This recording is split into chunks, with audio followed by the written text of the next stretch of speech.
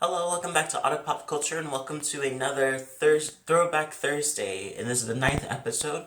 We're going over the Aussie pop duo called Savage Garden. Their very first self-titled album called Savage Garden came out in 1997.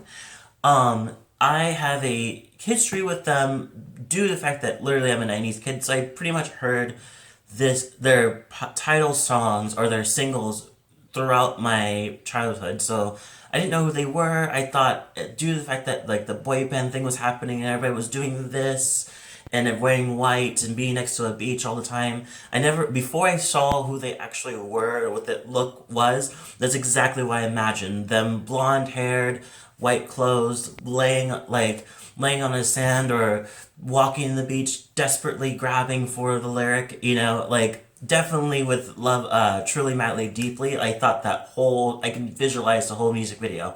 So when I did actually see them, I was like, okay, they have a different type of look, but it's not too far off what I was thinking of. So this album was okay. I definitely felt. I know that there's a lot of history behind the whole band with the duo having one of the lead singer having coming to terms with his sexuality, and due to the fact that I thought at first that it was this album that was more about his love life with the female love interest he had, going into Affirmation, which came out in 1999. I thought that was going to be the one where he's like, pretty much I thought that album was going to do what this album did, which talks about his sexuality and touching on things of hiding secrets and everything. But I hear it, I watched it, I heard it, I listened to it, I really liked the idea of what he was doing. Touching on pieces of directions of what he wants to feel and about his sexuality, and also kind of touching on other subjects. So let me just talk about some of the songs I liked. So of course you have "I Want You." Love that song. Heard it on the radio a lot, and I think the song's really great. That was their breakout hit.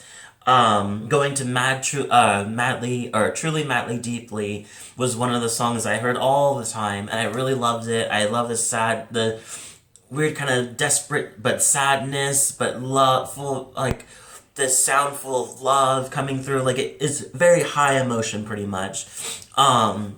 Going to the ones I haven't heard is Universe. I really love that one. That one pretty much talks about him wondering if he's what he desires from this person is true love, or it was just complete worthless direction. There's a part that he says is like, I'm gonna make you mine because I know this time I'm gonna make sure I look out for me. So it seems like in that direction that he went through a past where he was catering to his partner or to a lover that he had previously, and didn't really without really thinking about what he actually wanted through it. And so I think that in this time around he's going to do it, but also really lean into looking out for himself more than looking out for the other person. And I think that sounds selfish in the thought at first, but if you think about it, think that if this person is so concentrated on focusing on himself, obviously he has trouble focusing on himself, so it's easier for him to lean into himself because he's automatically going to give that person what they want, but more because he wants to, not because he just immediately gives it all away kind of thing.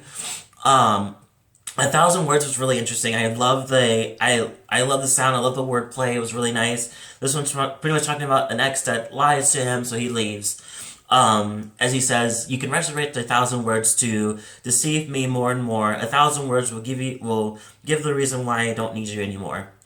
A lot of against the X direction. I feel like after Universe, it kind of takes a different turn in the album. It's hard to really describe. But I felt like some of the songs, I will point out, some of the songs didn't really mean something to me. Like I didn't really understand. Maybe it was too personal, too direct. Like Santa Monica, which is the last song, is him talking about how he feels left out, and he feels like he feels not connected to the Santa Monica, but he likes being there. But to release from it, he goes on a sex hotline to where he kind of pretends to be different people, to, I guess, to get a connection, and I don't, like, I've done that before in my life, but it's one of those things that's just like, I get it, but I don't understand where that has to do with any part of the other part of the album.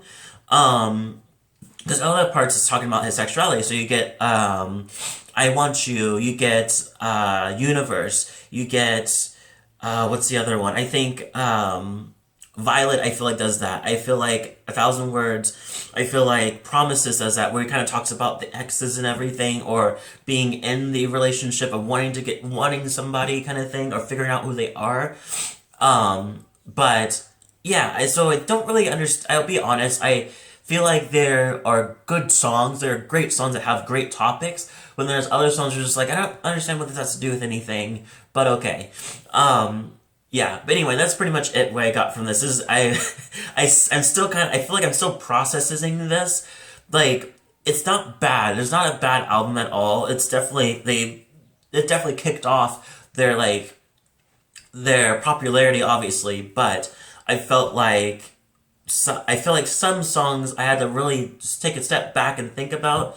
But all in all, it's a decent album. I give this one a.